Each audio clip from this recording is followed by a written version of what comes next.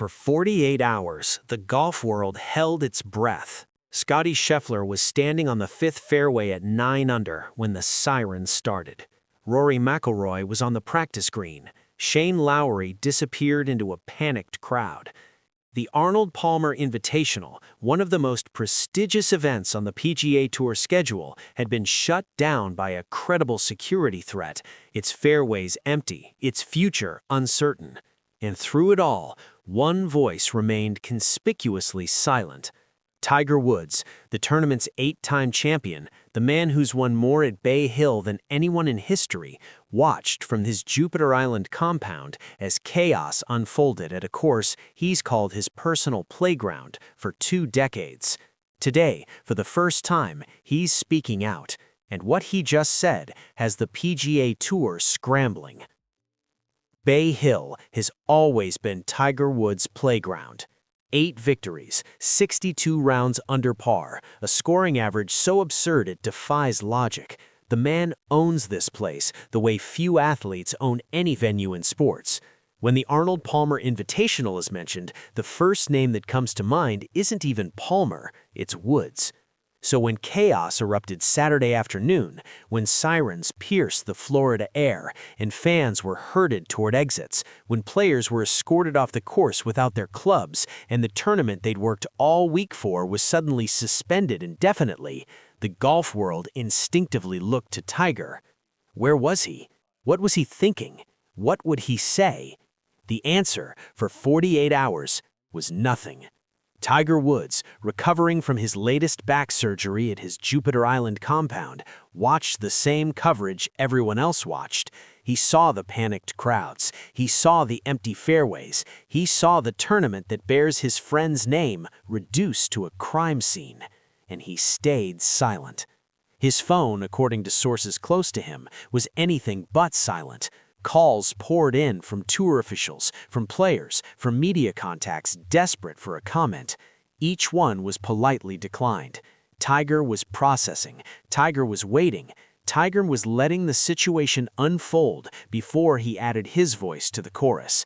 That silence, in itself, was deafening. For a man who has spent 30 years being the first to comment on every major event in golf, his reticence spoke volumes. This wasn't just another controversy. This was different. This struck at something deeper, the safety of the game he loves, the sanctity of the courses where he made history, the future of a tour he's now helping to lead from the boardroom. When Tiger Woods doesn't speak, people notice, and for 2 full days, the golf world noticed. While the golf world waited for a public statement, Tiger Woods was working the phones behind the scenes. According to multiple sources familiar with the situation, Woods placed his first call within hours of the evacuation, not to the media, not to his representatives, but to PGA Tour Commissioner Jay Monahan. The conversation, described by one insider as intense but productive, lasted nearly 45 minutes. Woods wanted answers.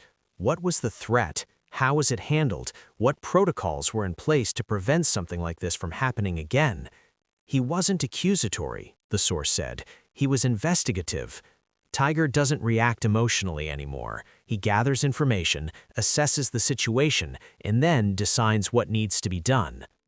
Next, Woods called Bay Hill's ownership group. He's won 8 times at Arnie's place. He knows every inch of that property. He wanted to understand how security had been breached, or nearly breached, and what changes would be implemented going forward. He cares about that course like it's his own, another source revealed. He and Arnie were close. That place is sacred to him. The thought of something happening there, on those grounds, to those players and fans, it hit him hard. Finally, Woods reached out to players directly. Scottie Scheffler received a text. Rory McIlroy got a call. Shane Lowry, still reeling from his cognizant collapse and now caught in another traumatic event, heard from Tiger personally. Tiger just wanted to check in, Lowry later revealed to friends. He didn't talk about golf. He didn't talk about the tournament. He just wanted to make sure I was okay. That meant more than he'll ever know. Behind the scenes, Woods was also in contact with security experts and law enforcement contacts he's cultivated over decades of living under constant threat. As one of the most recognizable athletes on the planet, he understands personal security better than most, and he had questions about how this situation was handled. By the time Woods finally broke his public silence, he'd already done more than anyone knew. The phone calls, the texts, the quiet coordination, that was the real work. The public statement was just the final piece. Monday morning, just hours before play was scheduled to resume at Bay Hill, Tiger Woods finally spoke. The statement came through his official channels, carefully worded but unmistakably personal. It read, "Like everyone who loves this game, I've spent the last 48 hours processing what happened at Bay Hill. My first thought is always for the safety of the players, the fans, and everyone who makes these events possible. I'm grateful that no one was hurt and that law enforcement acted swiftly to neutralize the threat." But then the statement shifted. It became something more than a routine expression of relief. Bay Hill is a special place. It always will be. Arnie built something there that transcends golf, a sense of community, of family, of coming together to celebrate the game we love. What happened Saturday threatened that, but it didn't destroy it, and it can't destroy it. The reference to Arnold Palmer was deliberate. Woods and Palmer shared a bond that went beyond golf, a mutual respect between legends, a friendship that endured until Palmer's passing in 2016. Woods has always been protective of Palmer's legacy, and Bay Hill is the physical embodiment of that legacy. The statement continued, "I've spoken with tour officials, with law enforcement, and with several of the players. I'm confident that every necessary step is being taken to ensure something like this never happens again. But confidence isn't enough. We need action. We need protocols. We need a system that protects the game without turning it into a fortress." That last line was the most telling. Woods, who has lived with personal security for 3 decades, understands the balance between safety and accessibility better than anyone. He knows that golf's appeal lies in its openness, the ability for fans to walk the fairways alongside their heroes, to feel connected to the game in ways that other sports don't allow. But he also knows that openness comes with risk. The PGA Tour is my home. It's the home of every player on that course. We have to protect it, not just from threats, but from the fear that threats create. Fear is the real enemy here. Fear changes behavior. Fear closes doors. Fear makes us forget why we fell in love with this game in the first place. He ended with a call to action, not just for the tour, but for everyone who loves golf. So let's not let fear win. Let's show up Monday, finish what we started, and remind the world that this game is bigger than any one moment, any one threat, any one day. Arnie would want it that way, and so do I. The statement landed like a bomb. Within hours, it had been shared thousands of times, analyzed by every major outlet, and quoted by players preparing to resume their rounds. Tiger Woods had broken his silence, and in doing so, he'd given the golf world exactly what it needed: a voice of reason, a call to courage, and a reminder of what really matters. Tiger Woods' statement wasn't just about one scary afternoon at Bay Hill.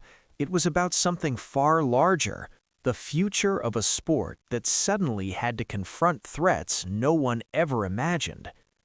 Since joining the PGA Tour Policy Board in 2023, Woods has transformed from a silent legend into an active architect of the tour's future. He sits in rooms where security protocols are discussed, where threat assessments are reviewed, where the balance between accessibility and safety is debated endlessly. Saturday's events gave him a platform to speak about issues he's been quietly working on for months. The tour's security apparatus is already extensive: bag checks, CCTV surveillance, trained personnel at every entry point. But as Woods noted, the goal isn't just to have protocols, it's to have protocols that work without turning golf into something unrecognizable. "We can't let fear change who we are," he wrote in a follow-up message to players that leaked to the media. Golf is special because fans can walk alongside us, because kids can get autographs, because there's a connection you don't get in other sports. If we lose that, the bad guys win even when they don't hurt anyone. His words resonated because they came from experience. Woods has lived with security threats for 30 decades. He's had to balance the need for protection with the desire for normalcy. He understands the trade-offs in ways that few others do. The PGA Tour, under new CEO Brian Rolapp, has already shown a willingness to adapt and change. The Brooks Koepka decision, the aggressive stance toward LIV, the overhaul of the schedule, all signs of an organization finally playing offense instead of defense. Security will be the next frontier. Every event will now be reviewed, a tour official confirmed. Every protocol will be examined. We're not going to wait for something worse to happen. For Tiger, this is personal. Bay Hill is Arnold Palmer's legacy. He's protected it with his presence for years. The thought of that legacy being tarnished by violence is unacceptable. Arnie built something that transcends golf, Tiger said privately. We owe it to him to make sure it stays that way. Monday morning dawned clear over Bay Hill. The sun rose over a course that had spent 48 hours in suspended animation, its fairways empty, its greens untouched, its future uncertain. At 8 a.m., the players returned. Scottie Scheffler walked back to the fifth fairway, marked his ball exactly where he'd left it, and resumed the round that had been interrupted at the height of his momentum. Rory McIlroy stepped onto the practice green, the same spot where he'd been standing when the sirens started. Shane Lowry, still carrying the weight of so much, took his place on the course and tried to focus on golf. The crowds were smaller than they would have been on a normal Sunday. Some fans couldn't make it back on a Monday. Others were too shaken by Saturday's events to return. But those who did come brought something with them, a determination to show that fear hadn't won. Tiger Woods wasn't at Bay Hill. His body won't allow that kind of travel and stress during recovery, but his presence was felt everywhere. Players quoted him in interviews. Fans held up signs referencing his statement. The spirit of Arnie, the voice of Tiger, the resilience of the golf community, all of it converged on a single Monday morning in Florida. The investigation continues. The individual taken into custody remains in custody, his motives still unclear, his actions still being analyzed. Law enforcement has promised a full review of how the threat was handled and what can be improved. The PGA Tour has already begun that review internally. Every protocol, every communication channel, every decision point from Saturday is being examined. The goal isn't just to understand what happened, it's to ensure it never happens again. For the players, the resumption of play is a return to normalcy. For the fans, it's a chance to reclaim something that was almost taken from them. For the tour, it's a test. Can they protect the game without changing what makes it special? Tiger Woods, watching from Jupiter Island, has his own answer to that question. Golf is resilient, he wrote in a final message to players Monday morning. Arnie knew that.